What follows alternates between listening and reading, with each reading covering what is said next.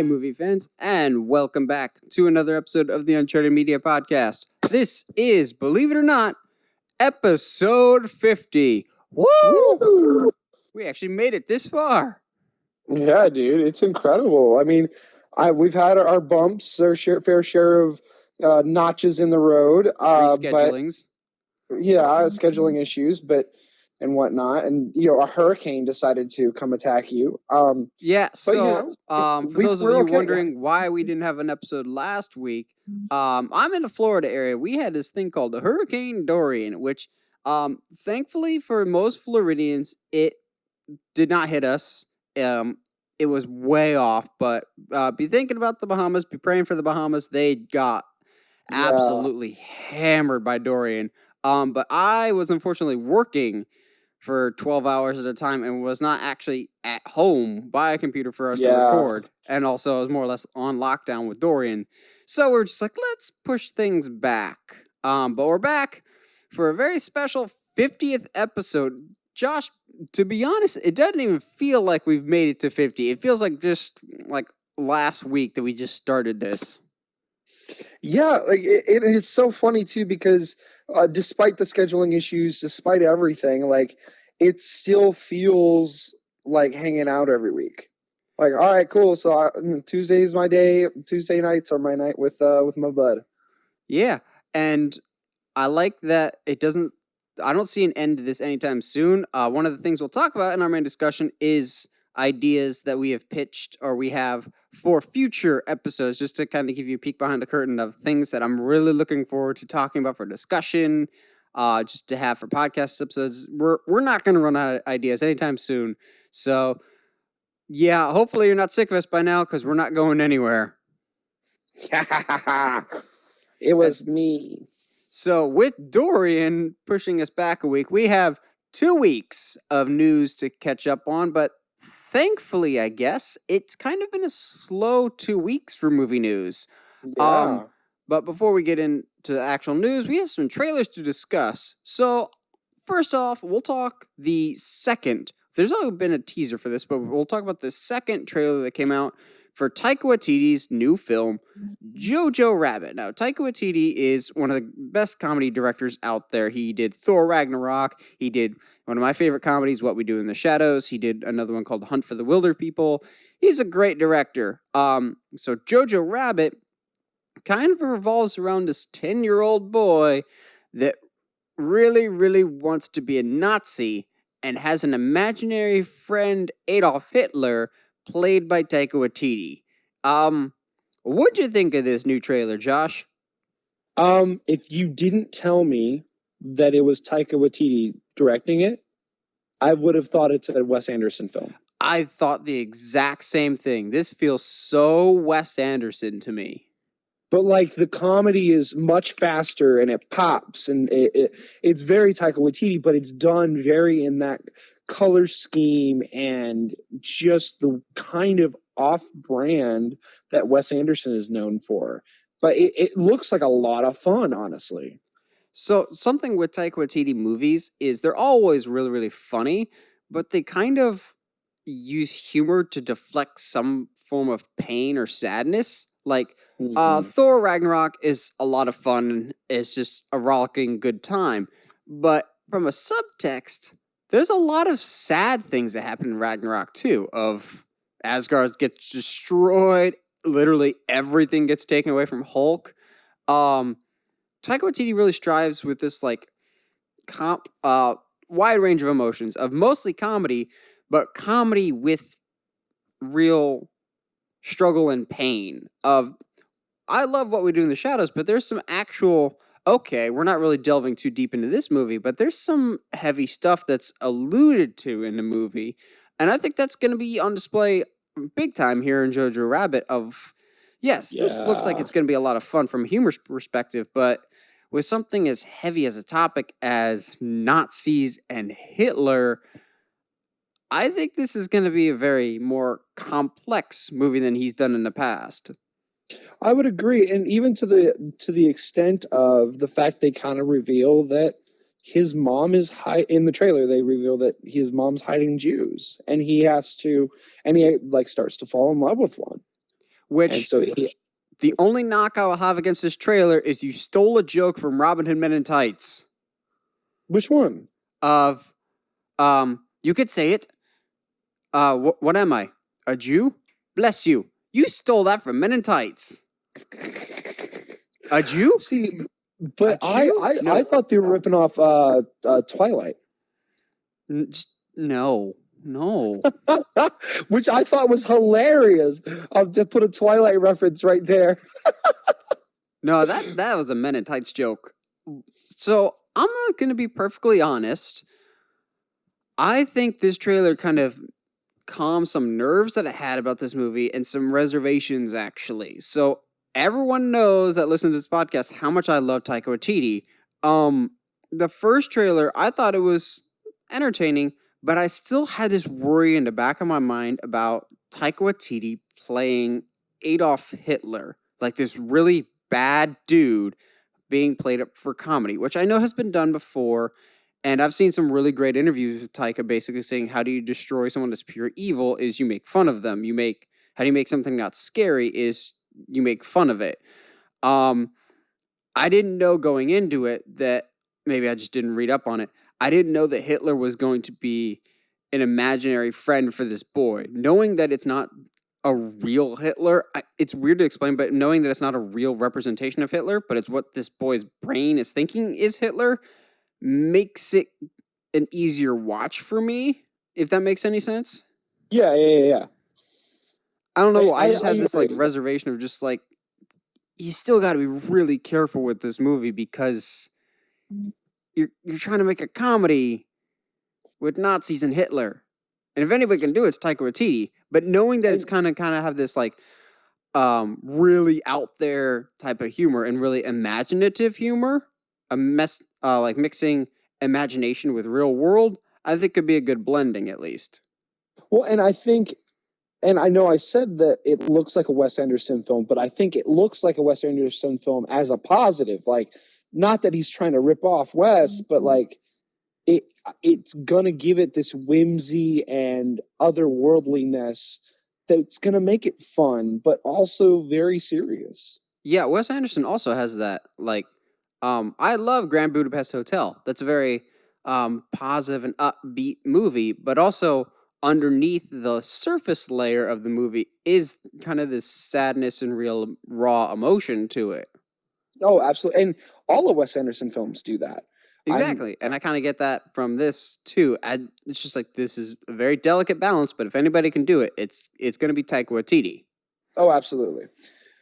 Now, Josh, do you want to introduce our next trailer? Because this has you written all over it.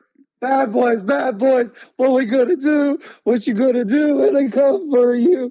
I can't tell you how much I like popped for this trailer, dude. Oh man. So I actually saw the trailer before Josh, and I had to message him saying, I just texted him, Bad Boys for Life. And he's like, what? Trailer dropped? Now, preface this from my side of the perspective here. I have not seen either the first two Bad Boys movies. We've talked about this in a previous podcast episode. I've not seen any of the Bad Boys movies. That being said, this looks like so much fun. Yes. It looks like classic Bad Boys. Like, it just looks like the classic cop thriller. Like something that hasn't been done right in a while. Although Will Smith has not aged a day since the last Bad Boys, I don't think we can say the same about Martin Lawrence. Oh, poor guy. He has not really kept good care of himself in this trailer, doesn't seem like. I almost will say that works even better for the character and for the comedy that's gonna be happening. I knew I was gonna like the trailer almost right off the bat when they have this really good attention to detail in terms of replicating a Michael Bay shot. Just preference, this movie will not be directed by Michael Bay, but the trailer opens up with like this Bay angle of like low angle of this really nice car and someone getting out dramatically. Yes. And then Martin Lawrence gets out and he hits a fire extinguisher, and I'm just like, a fire hydrant. I'm just like, I'm gonna like this trailer. He's like, That'll buff right or out. You No, can buff you'll it make out. it buff right out.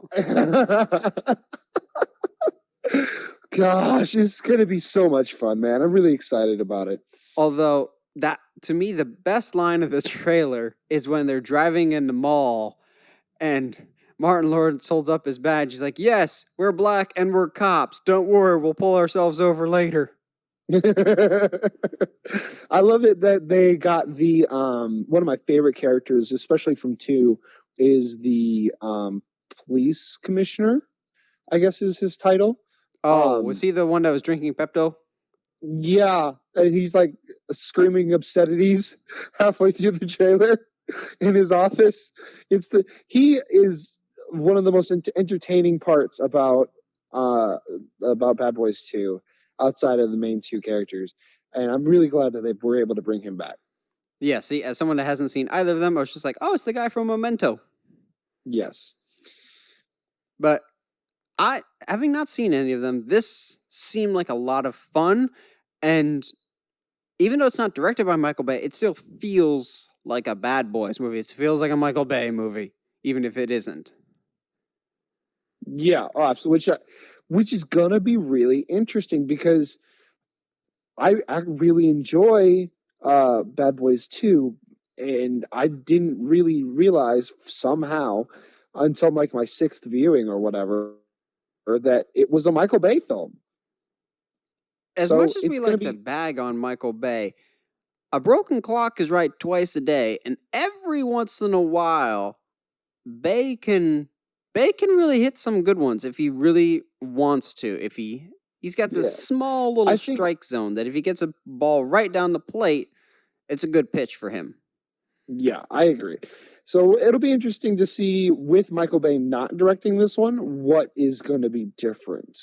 Yeah, if it's better or worse. I do have one major reservation at the time, but we'll see if it's going to be a big deal or no big deal. I hope it's no big deal. This movie comes out in January. We're just now getting a trailer. Actually, no, that's not too bad in terms of like distance. It's just that January releases aren't typically a good sign. Yeah, that's fair. Well, maybe they just need a movie to change that. I don't know. Yeah, I don't know. I don't think it's too late in the game to be worried for a trailer. But I think this was more just, hey, it's finally happening, considering this has been in development for how long now? It's nice to know that it's actually finally happening. Yeah. However, since we've last been here, there's been another trailer that popped out that I think this is actually the big standout trailer that not nearly enough people are talking about, because not nearly enough people are talking about this movie. The second and final, apparently we're not getting any more trailers for this except for maybe some TV spots. The second and final trailer for Dr. Sleep. Mike Flanagan's, The Haunting of Hill House, Mike Flanagan's sequel to Stephen King's The Shining. And oh my gosh, if I wasn't on board for this movie already, I am now. Oh, yeah. I still personally, and maybe it's because I haven't seen The Shining, but I still feel like I'm missing something. Like, you know what I mean? Like, I'm not quite sure what that something is, but I'm excited to be here and I'm ready to see what happens. Even if you're not familiar with The Shining, which, let's be honest, you're not missing much. It's just an okay movie. If you look just at the optics of who all is involved, oh my gosh. You have Mission Impossible's Rebecca Ferguson as the bad guy of Rose the Hat, who's kind of like, she leads this group called the True Knot, who more or less steal the powers of The Shining from people, and that's kind of how they feed. So you have them as the main villain. Rebecca Ferguson is a phenomenal actress. She's one of the best things about the new Mission Impossibles. You have my homeboy of all homeboys, Ewan McGregor, as an adult version of Danny Torrance from the original Shining, coming back. Always great. Love Ewan McGregor. But to me, the biggest selling point that not enough people are talking about is Mike Flanagan is directing this. He is, if not the best horror director working today. The Haunting of Hill House on Netflix is hands down the best show. I'm including the Stranger Things in the discussion. Don't argue with me with that. Haunting of Hill House is the best show on Netflix. It's the best show on Netflix. He directed Hush, also on Netflix, one of the most underrated movies on Netflix. It's so good. He did Before I Wake, which is really, really good, starring Jacob Tremblay, who will also be in this movie. He's done a whole bunch of different horror projects. He's such a great horror director, and just seeing him attached to it, okay, I'm on board.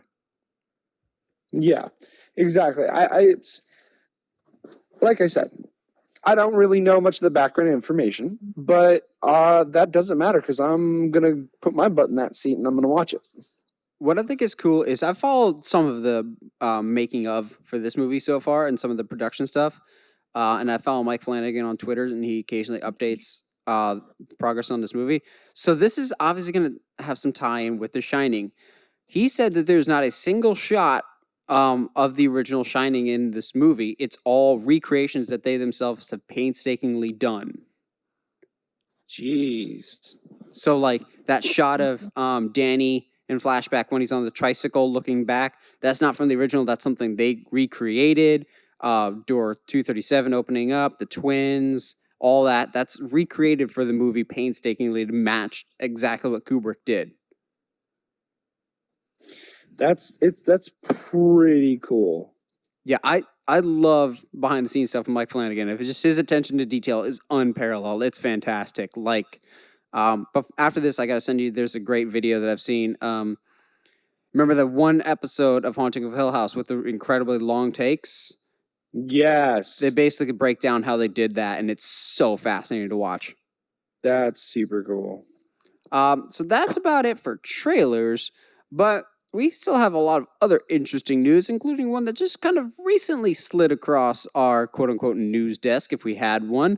Josh and I have a history with this film that's getting rebooted, but I'm okay with it getting rebooted. So, for those of you that are familiar with the John Woo quote-unquote classic, it's a classic because it's just over the top and wonderful, the classic Faceoff, starring Nicolas Cage and that crazy guy John Travolta. Well, actually, both of them are crazy, but whatever.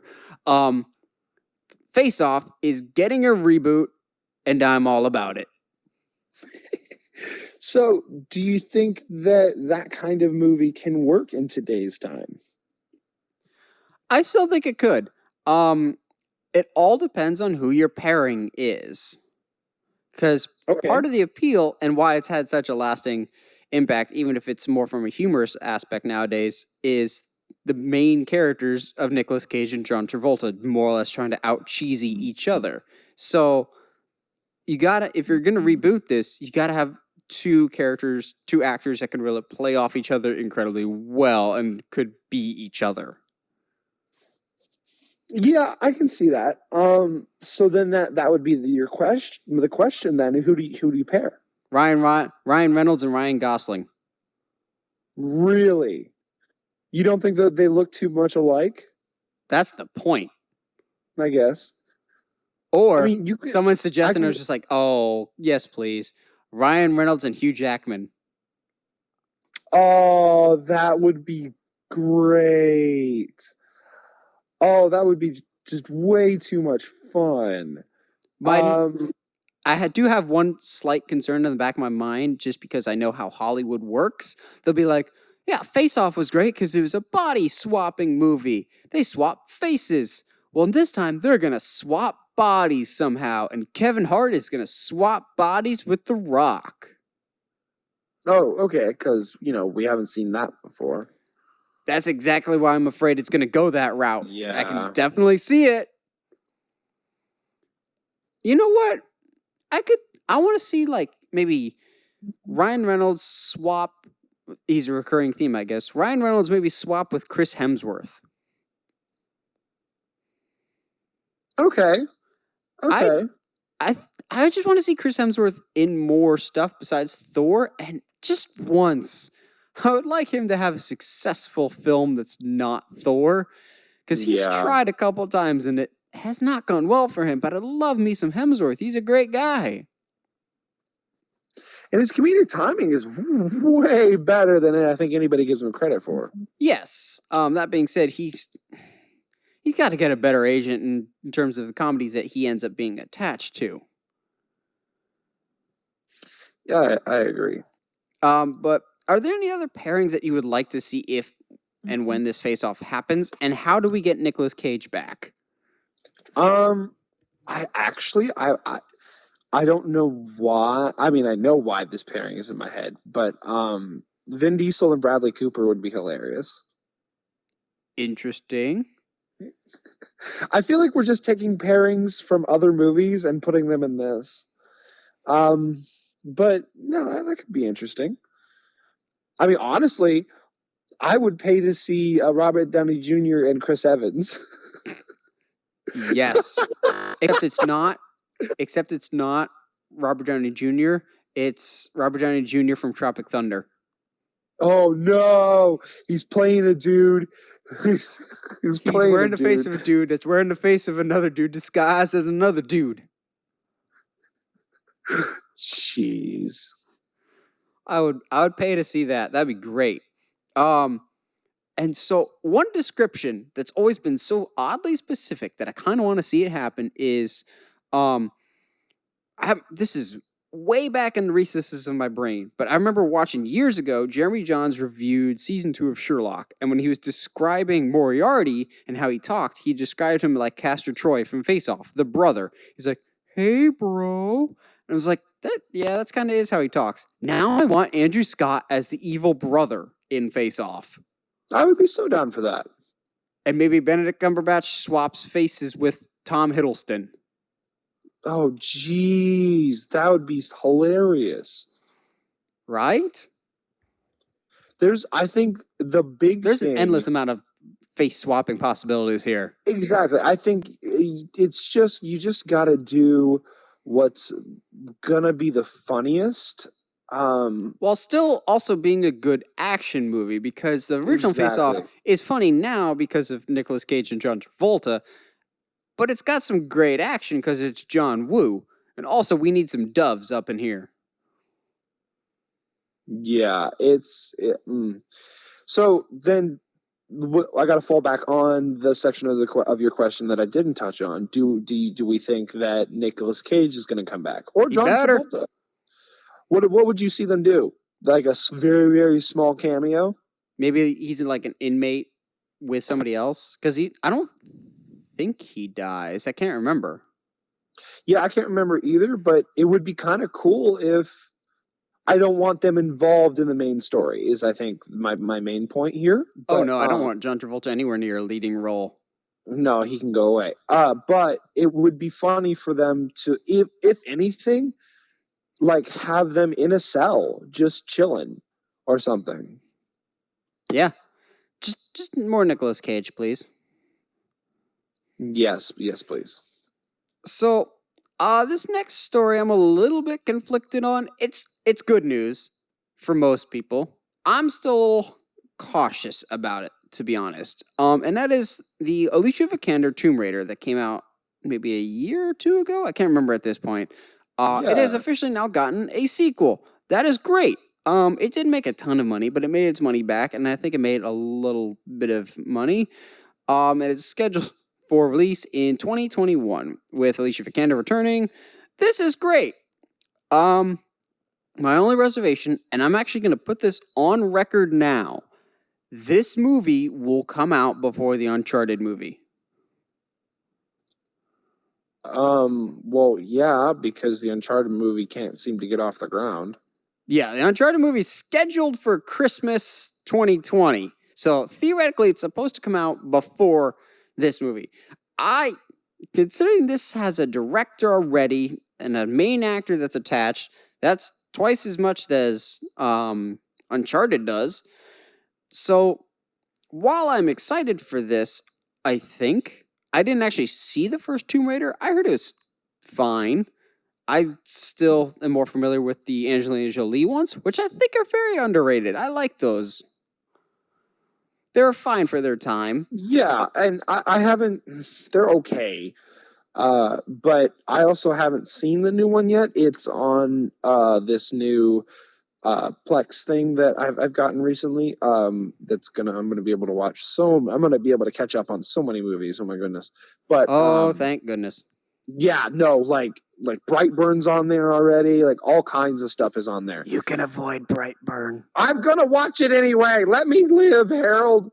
After a certain point, you're kind of rooting for everyone to die, including the kid. But my issue with Brightburn, quick side tangent, is like the kid is never good ever. Like if he was good, then turned evil. Okay, maybe it's like a descent into madness thing. But no, the kid's an awful kid from the get-go.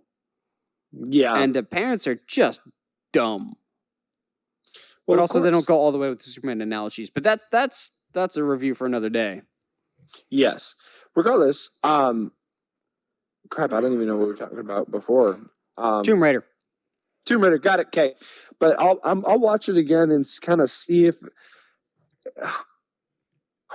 Honestly, like at this point, I know that it wasn't a great movie, but it was okay, from what I hear. Anyway. Yeah, that's what I'm hearing. It was fine. It was okay. It happened. That's fine. But which in the world of video game movies, that's amazing. Yeah, exactly. That's a huge feat that we just get a movie that's just fine. So I'm going to take that and run with it. Like, yeah, by all means, man, let's get a second one. Why not? Maybe they can make a better one now that they've kind of made the first one. They've gotten their toes wet. Now they can kind of maybe do whatever they want with the character. Not whatever they want in the sense of let's just not make the character something that she's not, but let's tell a story that feels new and feels different. Yeah, having not seen it, but I know how the movie ends. I know that this newer Tomb Raider was kind of based off of the newer Tomb Raider games, which are very much like kind of Last of Us / Uncharted, more like grounded in reality. And how the movie ends kind of sets it up like it's going to be the classic Tomb Raider of more fanciful and out there, which I actually would be more okay with that, of just kind of more tongue-in-cheek and cheesy fun. Yeah, which is totally something we need to do.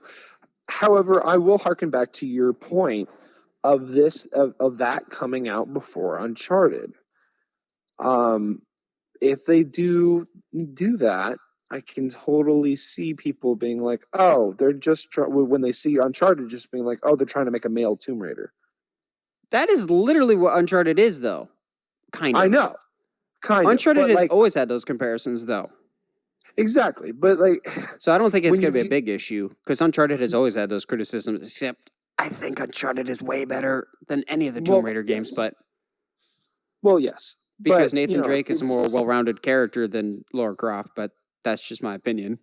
Yeah, but then when your character in Lara Croft is literally just there to be... Lara Croft. Lara Croft, yeah. I think the difference, but the big difference between Uncharted and Tomb Raider, though, is I've never really put two and two together. I always thought Uncharted was more like National Treasure meets Indiana Jones, whereas Tomb Raider it's always kind of its own thing. It was Tomb Raider. Yeah, it was. We'll see. In conclusion, I guess I don't mind Tomb Raider getting a sequel. I think it was good enough to get a sequel. Yes. Now for some news that I can get ecstatic about. This is also some late developing news, just like our Faceoff stuff. But remember how a while back we were talking about how Hawkeye will be getting his own show on Disney Plus, and it's more or less going to revolve around him training the next Hawkeye, Kate Bishop. So it seems like we may have found our Kate Bishop, and let me tell you, we couldn't have found a better option. It seems like she has not yet accepted the role, but the role of Kate Bishop has been offered to Bumblebee's Hailee Steinfeld. Hold on, I'm looking her up just to make sure. Dude, Bumblebee. Yes. Pitch Perfect 2, True Grit. Oh my gosh, yes. I love her. Also, Gwen Stacy in Into the Spider-Verse. Yeah. She's fantastic. She's one of the best up-and-coming actresses today. She is so good. Everything I've seen her in, she's consistently excellent in. Gosh. Also, and she like came up through the Disney scene, didn't she? No, So she did not. She's the exact opposite. Wait, didn't she? No, she came through Nickelodeon then? No, she was never on either show. She came out of the gate swinging with an Academy Award nomination for True Grit. Really? She was in the Jeff Bridges True Grit remake as the little girl. She was never a Disney Channel star. She was never a Nickelodeon star. That's how she ended up normal. But you probably associate her with the teen scene because she was in Pitch Perfect 2 and 3. Yeah, I guess. I guess in my head. Oh, Ender's Game. Oh, yeah, she was in Ender's Game. She was in Ender's Game. That's what it was. She was in Ender's Game. Most recently, she was really, really good as the human protagonist in Bumblebee, but also the voice of Gwen Stacy in Spider-Man Into the Spider-Verse, which she was excellent in as that, too. She is quietly amassing a really, really good resume, and I won't go so far as to say she's one of my favorite actresses yet, but she's one that if she's attached to a project, I'm immediately way more interested in the project because of her skill set that she brings to the table of being such a great actress and trying a variety of different things. That's awesome, man. No, yeah, she's a great choice, and I think, I have literally no problem with that. I can't even like amass not even a devil's advocate position. Like, yeah, let's go, dude. Just because we both really enjoy Hailee Steinfeld's work, she's a great actress. Oh, fantastic. So for those that don't know, Kate Bishop, more or less, in the comics, and what seems like it's going to happen in the MCU, is Kate Bishop is this young girl that Hawkeye takes under his wing. Hawkeye, the bird, takes under his wing and teaches to be the new Hawkeye, and she kind of founds the Young Avengers, like a younger group of Avengers. That's exactly what the name suggests. Yes. I'm so down for this. I'll be very curious if we actually start shifting our way towards a Young Avengers, because some people have talked about the boy from Iron Man 3 ending up being Iron Lad, and that's why he was at the funeral at Endgame. Interesting. Yeah. But I would think, depending on how long this takes, if anybody's going to be Iron Man, I need it to be Iron Lad, different. I know, but if anybody's going to take up that mantle, I really would like it to be Morgan. Yeah. That's still a few years away, though. I know, and that's why it feels like it can't happen. But I could see a Young Avengers with Hailee Steinfeld as new Hawkeye, Shuri as an alternate Black Panther, Iron Lad, maybe Shang-Chi. He seems young enough. Yeah, I can see Shang-Chi happening. The big thing that's going to be interesting is if they beat DC, which I think they will, beat DC to the punch as far as doing a Young Avengers before DC does a Teen Titans movie. Oh, we're so far off of a Teen Titans movie. Exactly. And so we don't even have a sniff of a Robin in the DC universe right now. I really... My issue is I don't want people to see DC product and see it and then be like, oh, they're trying to be Marvel. You know what I mean? But the longer that they wait, the harder it's going to be to not do that. We'll get there eventually. Yes. DC will never be on the level of Marvel, but comic book studios and movie studios always have an ebb and a flow to them. So true. DC will eventually get their mojo back. I'm conflicted about this next story. It should be good, but I'm not sure. So Hayley Atwell, Peggy Carter from the MCU, has actually just been cast in the next Mission Impossible movie. Yay. Yay. So I'm going to be perfectly honest. I'm not a huge Hayley Atwell fan. That's perfectly okay, because I am not as well. But I I also am not a big Mission Impossible fan either. So Have you even seen 4, 5, and 6? no, not really. But I saw 3, and I didn't. That's the problem. You stopped watching when they got good. I'm not even joking you. When we're done with this, 4, 5, and 6 are in the Voodoo/Movies Anywhere. Come back to me after you watch Ghost Protocol and apologize. Okay, Because when we but get to our most rewatchable movies of all time episode, Ghost Protocol is in there because holy crap.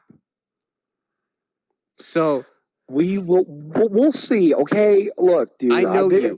Mission Impossible 4 is directed by Brad freaking Bird. Okay. And 5 and 6 are good. But, okay, 4, 5, and 6 are completely different movies than the first 3. It's hard to describe, but Tom Cruise knows what he's about in these later Mission Impossible movies. Yeah. Also, 4 is the one where he climbs on the side of a freaking building. Oh, well, I've seen that one. It's okay. You sadden me, Josh. Getting back to Hayley Atwell, though, she's joining the next Mission Impossible. So I'll be perfectly honest. I like the character of Peggy Carter in the MCU. In hindsight, I've always thought Hayley Atwell's performance was just kind of fine. Like, she could be played by anybody. It's the same thing with Bucky of, like, we care about you because Cap cares about you. But as a performance, I don't know if I care about you. Also, she was in Christopher Robin, and that movie was not very good. Yeah, not at all. Also, Agent Carter was a thing, and I wasn't a fan of that. Everybody says they liked it, but like I've seen glimpses, and it's not interesting. I tried the first 2 episodes, and I was just like, I can't. I would rather watch Agents of S.H.I.E.L.D. than and that was Agent Carter. Yeah, it felt really, really forced. Now, I will say, Hayley Atwell looks like a Mission Impossible person, like a Mission Impossible girl specifically. Because the past few Mission Impossibles, whether it's Rebecca Ferguson, your girl Rebecca Ferguson that we just talked about in Dr. Sleep, is in both 5 and 6. Hayley Atwell looks a lot like Rebecca Ferguson. She also looks a lot like Ethan Hunt's wife that pops up a couple times. So my first inclination is to assume she's going to be an ally of the IMF and of Ethan Hunt. However, as much as I'm not a huge fan of Hayley Atwell, if you tell me she's the villain of the next Mission Impossible, I am intrigued. That would be like, because we haven't had a female villain yet. Yeah. Well, and everyone just would assume that she's the good guy because it's Hayley Atwell. She has never been a bad guy yet. Well, I'm trying to think of what else I've seen her in besides being Peggy, and I really can't think of anything. I think she'd be more fun as a villain than she would be a good guy. That's my bold prediction, that she's going to be a villain. But if they play it well, yeah. But honestly, with the current team, I think they will, because Christopher McQuarrie is the first Mission Impossible director to direct more than one movie. He directed both 5 and 6. He's also going to be doing 7 and 8, which are filming back to back, which makes me think that their stories are connected, like a 2-parter. So I don't know what that means for her character, but I'm still kind of hoping that she's the bad guy. I think it'd be a cool twist to have a female villain in the IMF. Yeah, and these days villains are almost always guys, so it would be a nice little change. Well, that might change in the MCU soon, but that's a rumor that I don't really want to spoil for people. Yeah. But our last news story of the day. So the Hailee Steinfeld thing was going to be the news story that I was most excited for, but realistically, this last one wasn't going to be topped anytime soon. So, as those of you who know, I love the original Halloween a lot, and I'm getting more and more excited for the next one, Halloween Kills, as horrible of a name as that is. And so they've slowly but surely been gathering a lot of the original characters that were left alive after the events of the first Halloween back for this new one. We have Jamie Lee Curtis as Laurie, she's coming back. Nick Castle seems to be reprising his role as the Shape to some extent, but we also have Tommy Doyle. Now we have the original Lindsey Wallace actress returning as Lindsey Wallace for this new Halloween. We had Tommy Doyle. Now we have the other kid that Laurie Strode was babysitting that night in Lindsey Wallace. I think this is awesome. Yeah, like they're really like trying to make it a point that they're basing all of this off of the first one. So it's only a matter of time before we get Sheriff Brackett back, please. You're really pushing for that, buddy. He's still alive. He's still also alive in this canon. So I'm on the fence about whether or not she will survive this new one. Lindsey Wallace, I mean. I'm on the fence. Now that she's an adult, I think she may die. This other person that's returning, more an obscure character, I can guarantee you now he's going to die.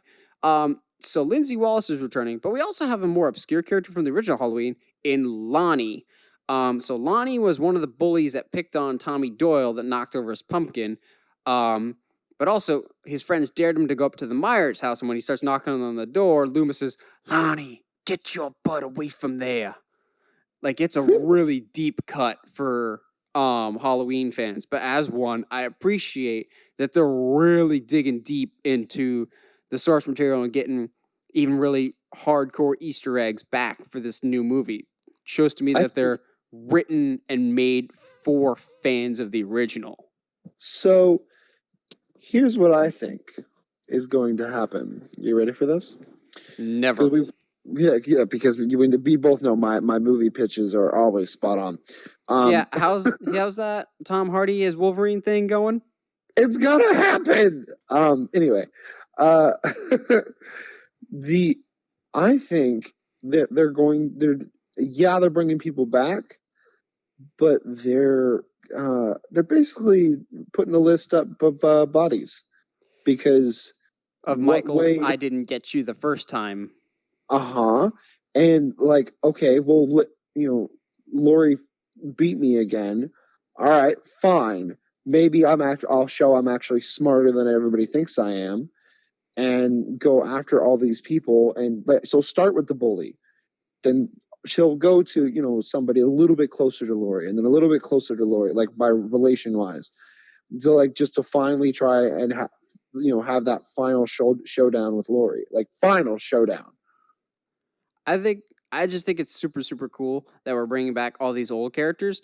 And I kind of hope, and I still think this may happen, if we get characters that were introduced in the sequels that are no longer canon in this timeline, but could eventually resurface. Like I've said before, Ben Tramer was Laurie's love interest in the original, who got blown up in the second one. But since the second one is no longer canon, Ben Tramer can make an appearance or at least be referenced in passing. Same with Jimmy the orderly, who cared for Laurie when she was in the hospital.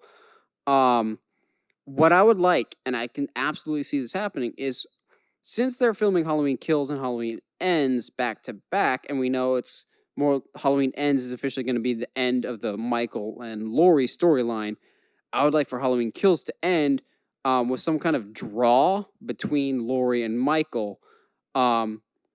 And kind of not like an end credit scene, but like the end of the movie, Laurie's just like, there's only one place left for him to go, and I know exactly where it's going to be. And we pan up, and it's the original Myers house.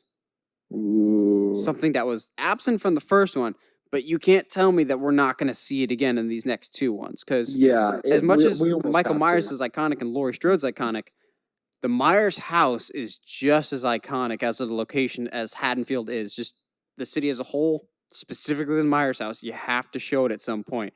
I would have thought the Myers house is the one that burns down, and maybe it still might. Yeah, like I burned down my house, now I'll burn down yours. Yeah, exactly. It would be interesting. Are there any characters from the non-canon sequels that you would like them to maybe bring in some way, shape, or fashion? See, there's the one at the top of the list that she wants to come back so desperately, but there's no way feasibly. I don't think you can bring back Jamie.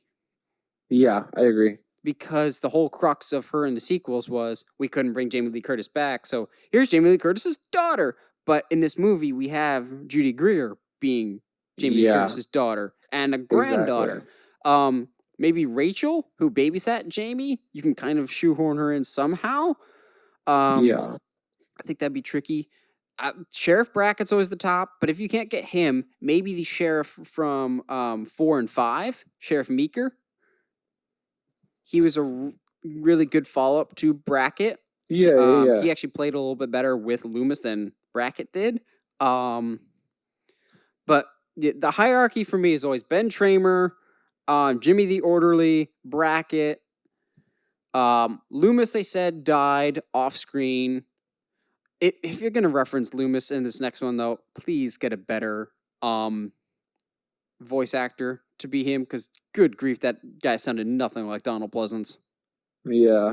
I think you already know who I want to bring back. You're not bringing back Paul Rudd. Oh, no. You're not bringing back Busta Rhymes. Busta Rhymes. No Busta Rhymes. Please. I could just have him get killed, but I need it. I need him to say Happy Halloween, mother effer, just once, but then like get stabbed and that's it. Like I want it. I hope really you realize want it. that Busta Rhymes is the Jar Jar of the Halloween franchise. You take that back. I will not. Okay. I enjoy Busta Rhymes, the one with Busta Rhymes, way too much. So we literally watched that like 2 days ago, and it gives me headaches. It's so it's at funny. Least like dumb fun, but Busta Rhymes is just a moron. Yeah, he is, but it's hilarious. I just think you like it because you live vicariously through his character of a martial arts loving guy that wants to beat up Michael Myers. Well, yeah, but it's also Busta Rhymes. Like, what are you doing in this movie, dude? It's also not like Busta Rhymes is super busy these days. I mean, fair. Also, we could bring back Tyra Banks so we can kill her. She already died in Resurrection. Yeah, but that's not canon anymore. That's true. That was my point. They have actually in the 2018 Halloween, they did make some references to the sequels. The masks that were used in Season of the Witch showed up for some kids that were trick-or-treating. But one of the references that went over a lot of people's heads is the school mascot was the Haddonfield Huskers, something that doesn't get revealed until Halloween 4. Interesting. Okay. So yeah, they kept some references, but I would just like more of that too. That was cool to see. Yeah. So that'll about do it for news topics. Josh, you got a sponsor for us before we go into our main discussion? My sponsor this week is Jimmy John's, man. They've been saving my butt. Just because I lost my car, I haven't been able to go and get groceries. So Jimmy John's is like my cheapest option as far as food that'll be decent food that will be delivered to me. Alrighty then. So in honor of the 50th episode, and we genuinely never thought we'd actually get this far. Yeah, no, seriously. Josh and I were just going to kind of talk about some of our favorite moments with the podcast, kind of talk about our history with film, et cetera, et cetera. So we have a couple different categories. But before we get to any of that, I thought we'd kind of look back at kind of how we've got to this point. So before there was the podcast, way before the podcast, actually years before the podcast, when Josh and I first met in our freshman year of college, we watched Fight Club. And that was the first time I think either of us had seen that, right? Yeah, it was. And then, like we would hang out, but we weren't super close for a couple years then. And then we started, once we were both trapped in dorms, we watched movies all the time. And I already started at the time, I think it was 17 movie reviews or Movie Guy 17, even before that. Yeah, you have YouTube channel. So I already had been doing that for about a year and a half. And I I tend to be an optimistic person. I think it's easier to be optimistic in life than it is to be pessimistic. I've been down the pessimistic route before. It's better for one's health if you are optimistic. So I was just like, okay, there's too much negativity on the internet. I'm going to be positive. So I'm going to start my own YouTube series on the channel called 5 Good Things. And I'm going to put my money where my mouth is when I say I'm going to try and find 5 good things about bad movies. So I'm going to put my money where my mouth is. And for the first episode, I'm going to do Batman and Robin, a movie I loathe and despise more than any other. Since then, I've kind of have this complicated relationship with the movie, but I could actually ramble about that for a whole 20 to 30 minutes in and of itself.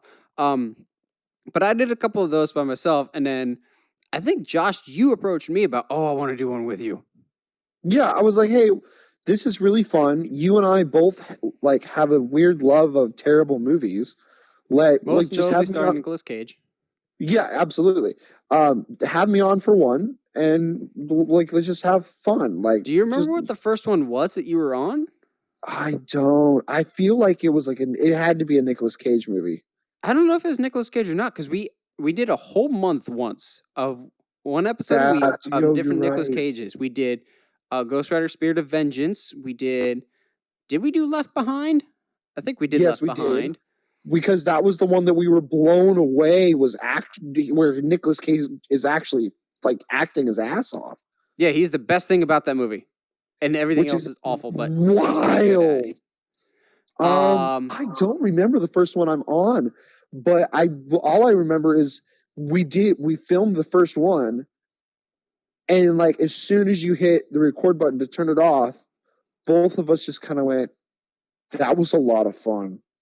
And then we just kept it up for a while. The reason why we don't do it anymore is just YouTube videos are a lot harder to make than podcasts. They are, and we did. Living a couple thousand miles away kind of hurts it too. Yeah, we did everything from Wicker Man, Left Behind, a really bad movie called Outcast with Hayden Christensen and Nicolas Cage, The Last Airbender. But those are a lot of fun, and we always just like kind of talking about it. The nice thing with 5 Good Things that ultimately led to this podcast is there was never any like script or outline. We had our points. But then Josh and I would just kind of bounce ideas off of each other. And so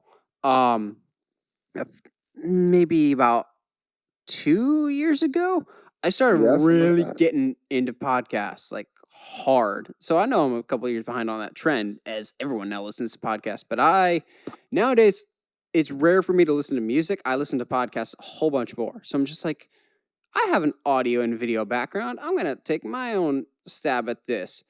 But I can't do this by myself, and so I initially pitched it to Josh, and by after maybe a week, we're just like, let's just do it. We'll figure it out later.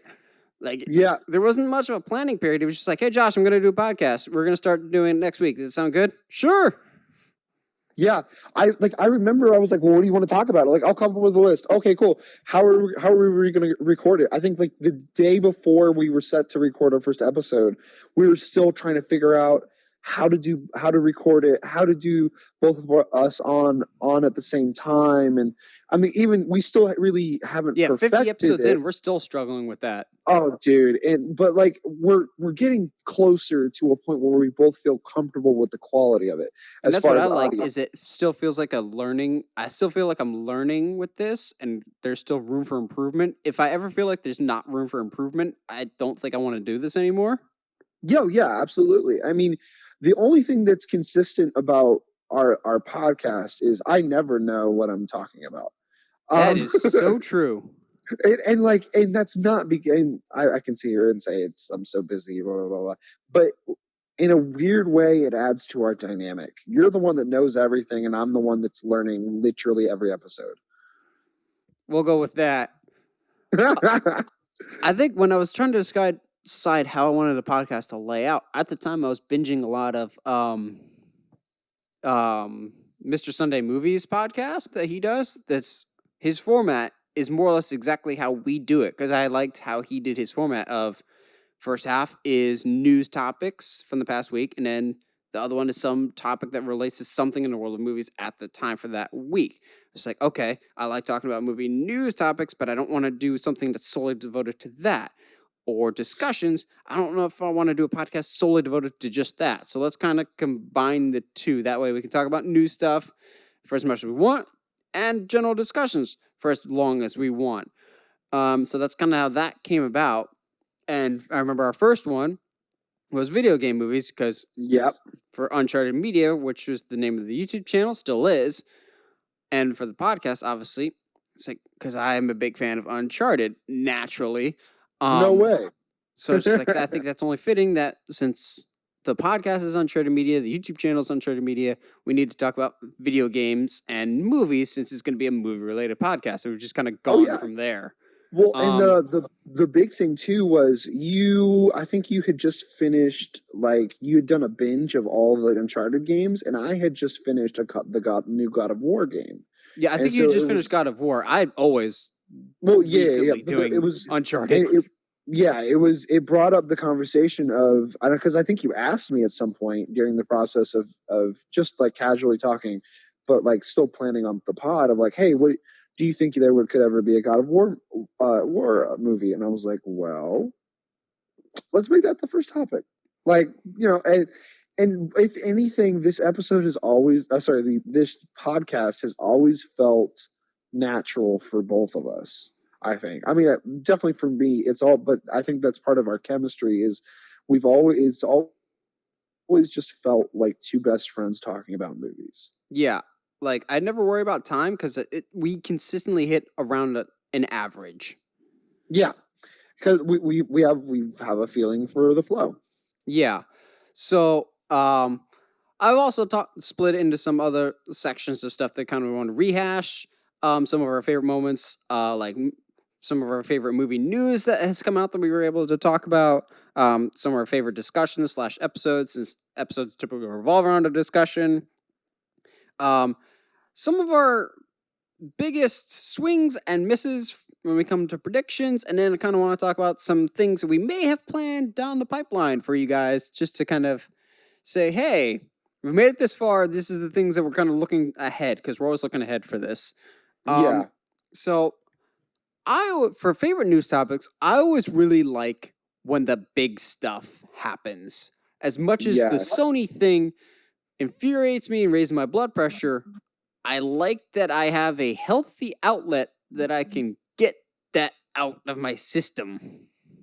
Yeah, and it's always fun because, like, I know you're mad, and I'm equally as mad, but me sitting here just going, okay, do you really feel that way? Just being a butthead about it, it's just, like, it's a lot of fun for us. The one that I think of off the top of my head, that I really enjoyed talking about, just because I wasn't at the time expecting us to be in nearly as much unison as we ended up being, was, and this is a more recent one, was the Robert Pattinson being cast as Batman. Yeah. I remember us talking about that. I thought at least one of us would hate the casting. But both of us were like, yeah, absolutely, bring it on. Because I remember back when Ben Affleck was cast before, I hated the casting for about a day or two, then I was all on board for it. Whereas Pattinson, no, I was just like, nope, I'm down for this day one type of thing. Absolutely. Do you, off the top of your head, have a favorite episode? I actually have quite a few that I've thought about that I'm just like, they're kind of, I lump it, either I really enjoyed the discussion or I just felt like it flowed really well. Recent one, in terms of like maybe even a week or two ago, I really like our comic book What If episode. That was fun, yeah. It was a lot of research on my part, but I enjoy doing movie research.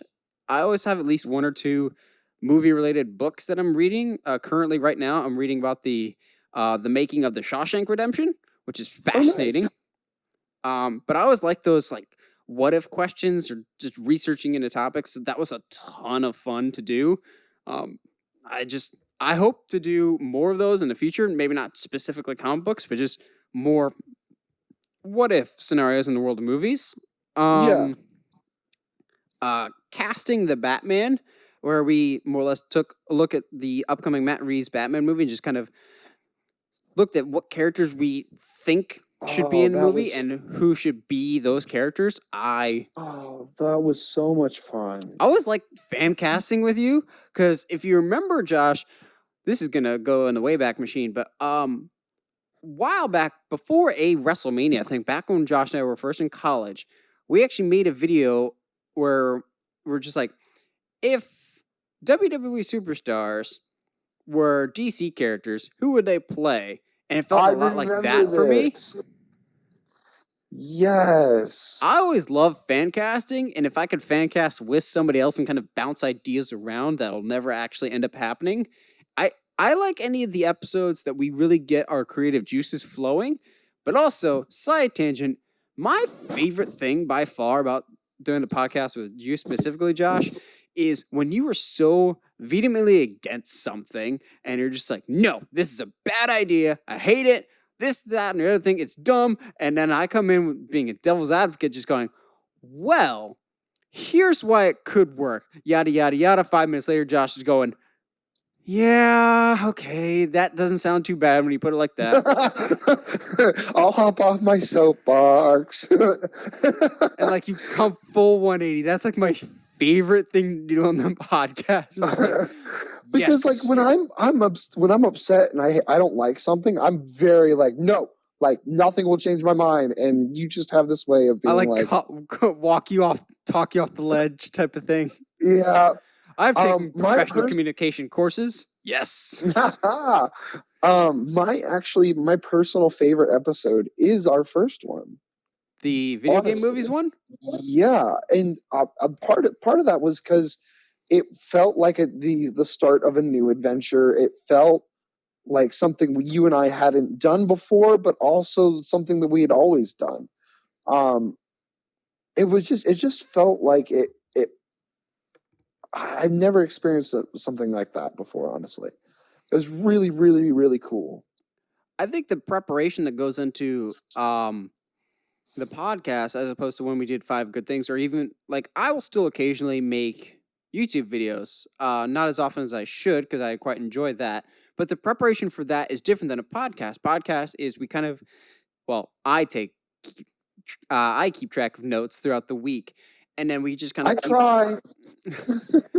Whenever something comes up, I put it in a document that Josh and I could see, and then we talk about it. The great thing about podcasts is it's very much a open conversation as opposed to reading off of a teleprompter, which, for the record, I actually have only ever used a script for like 1 or 2 videos ever. Everything else is off the top of my head.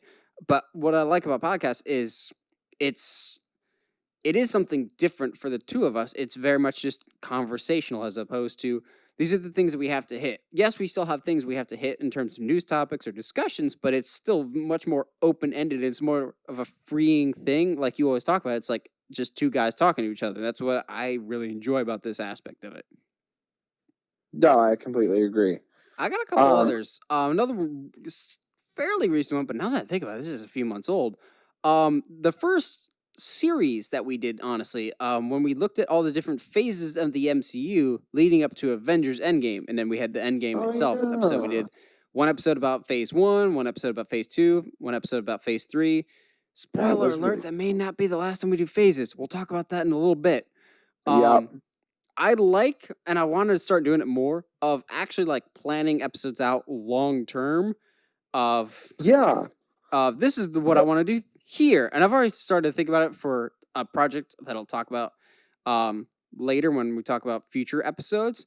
I'm also still thinking ahead to October because last year we did Halloween related stuff and I want to do that again. So I got to think of some new stuff for that. I like the idea of planning stuff out, and I liked having a series of like 1 of 3 or 2 of 4 type of thing. So I like doing that with the MCU. I thought that was a super cool way to prep us and you guys at home for Endgame. You guys seem to like that. So I hope to do that soon. That was a lot of fun. Because I'm such a Halloween fan, I loved our Halloween retrospective where we looked at all the Halloween movies leading up to the 2018 release of Halloween. I thought that was a lot of fun. That ended up being one of our longest episodes at the time. Yeah, it's because it's because you and I could talk for hours about Halloween. Oh, absolutely. And the other thing that we could talk about forever that's still to this day, I think one of the episodes that even when we were done recording, we're just like, that one flowed really well. Sometimes you just know that it was a good episode when you record. And still to this day, one of, if not my favorite episode you and I have ever done is our favorite combat sports movies. Oh, wow. You liked that one? That honestly is one of my favorites. Oh, yay. Which Josh is all proud because he's the one that picked that topic. Yeah, that was like the one I was the most involved with that episode. And yeah, so this is what happens when you get involved with episodes, Josh. I know. I try. Hey, do you remember? There's been a couple times where I've added stuff already to the notes, and like you go add it, and you're like, oh, it's already here. Yep, either that or I'm trying to keep notes to a minimum because we already have enough to talk about, and Josh puts it in anyway. Yeah. That happens too. Combat sports is one of my favorites. We've got a couple that we have, at least in our topics that we would like to do someday, that I get really excited about when I think about doing them in the future. So those will, I'm sure, be on the list somewhere. So next one that I want to talk about is Josh and I always like to predict what we think is going to happen for different things. This may sound a little cocky. I'm actually getting pretty good at calling stuff. You are. And part of that's because you think logically, and I think like, what would be fun? This is so true. So I kind of want to look back at some of our biggest swings and misses. Some of us, some guesses were pretty close. Others, Tom Hardy as Wolverine. It could still happen. So, still, my biggest shot in the dark this year that I still to this day am laughing my head off because we actually have actual evidence of me saying it on camera like 2 or 3 weeks before it officially happened was that podcast 2 or 3 weeks before Far From Home came out, where it's just like, as much as I love seeing Cap wield Mjolnir in Endgame, and I've cheered my head off, the only thing that's ever going to make me cheer louder in the theaters is if J.K. Simmons returned as J. Jonah Jameson in a Spider-Man movie. And this was 2 or 3 weeks before Far From Home, and I did not know anything about Far From Home's end credits, which, spoiler alert, if you haven't seen Far From Home, J.K. Simmons returns as J. Jonah Jameson at the end credits of that movie. Woo! It's because he's not doing anything as Gordon. Yeah, which we kind of knew. But I cheered doubly loud for that. One, because I knew I was going to cheer if that ever happened. But two, I cheered because I was right, and I had proof that I said it before, like, the movie actually came out. So it's just like, here's my shot. I shot my shot, and it actually happened. But that happens a lot. True.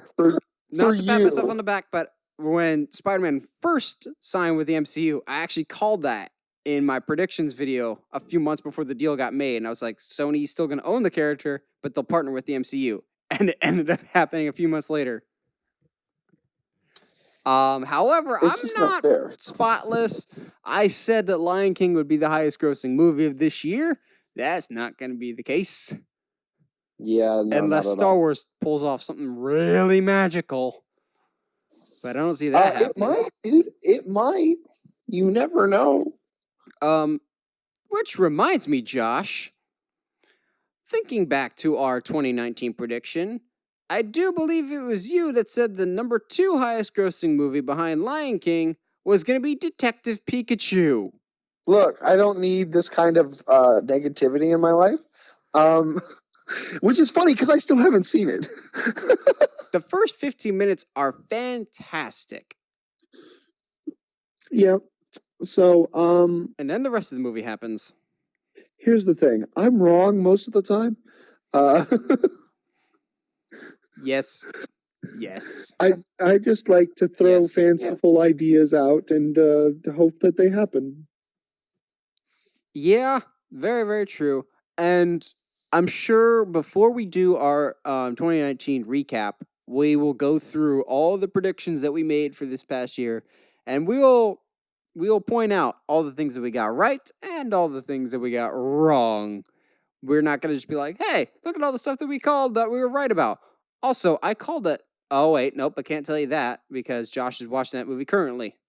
Yeah, you jerk. Don't spoil anything I was for about to me. spoil Godzilla King of the Monsters for you because I called a certain thing that would happen in that, which was one of my really random picks that ended up being true. And of all the movies, too, like Godzilla, King of the Monsters. Yeah. Oh, I was also very, very wrong about Mission Impossible. I'm so sorry about that. Not Mission Impossible, Men in Black. I was very wrong about Men in Black. Well, yeah. I said that was just going to be good and it was going to make a lot of money. I was wrong on both fronts. Yeah. But yeah, like I said, we'll go into a full rundown of all the stuff that we've got wrong over the years. Yeah. Specifically this year. So we've talked a little bit throughout this episode, but I don't know about Josh, but I at least like to think ahead. So I try. I genuinely do try. At any given moment, I have about 3 to 4 different Google Docs for future things. So I have one Google Doc that has all of our notes for like news topics and discussions. And I have another one that has like future ideas for future podcast episodes. So I thought, why not? Let's run down the list of things for you guys. Josh has access to this Google Doc. He's seen most of it. I update it from time to time. He updates it. But I figured, hey, you've been with us for most of the 50 episodes so far, so let's let you guys know about some of the ones that we think we kind of want to do in the future. So we want to do more of the what ifs of movie history. I really enjoy doing the comics version of it, so I kind of want to do more of that. That's always a lot of fun. The best movie heroes and the best movie villains. Those will be 2 separate episodes. I like doing those like back to back, like we did with favorite TV characters, favorite movie characters, like the series. So I kind of want to do that again. It could be, yeah. Well, I definitely want to do more series because those seem to be a lot more fun. I'm amazed that we have not gotten to this yet. Our favorite comedies. Oh wow, yeah. How have we not talked about? Yeah, we haven't gotten to that one yet. We'll want to do that mainly just so I can talk about Men in Tights for about 25 minutes. Yep. Movies that need sequels. I feel like we may have done a video about this on the Uncharted Media channel, but we have not actually done a podcast episode about this. And given Josh and I's love for DC Comics and the DC EU, we have not done a lot of videos yet. So I have 2. One episode could be ranking the DC EU movies. So like Justice League, Aquaman, Shazam, Wonder Woman. Those aren't my rankings, just so you know. But those type of movies, we'd rank them in order for the ones that we like the best and the worst. Best DC moments. So DC EU has had its ups and downs, but you can't deny that there's some great moments in the movie so far. So I think there's a whole episode there that we can talk about.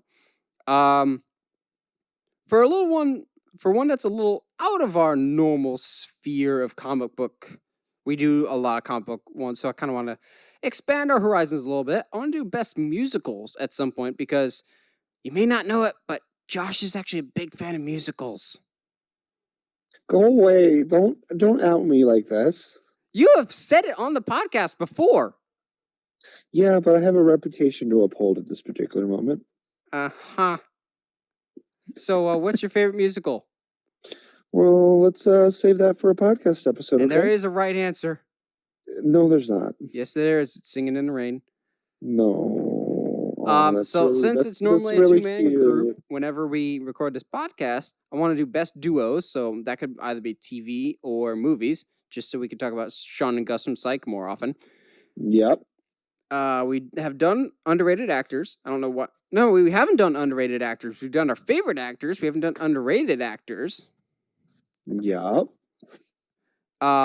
Surprised we haven't gotten this far. We haven't done this one yet, but I want to do favorite comic book characters and why.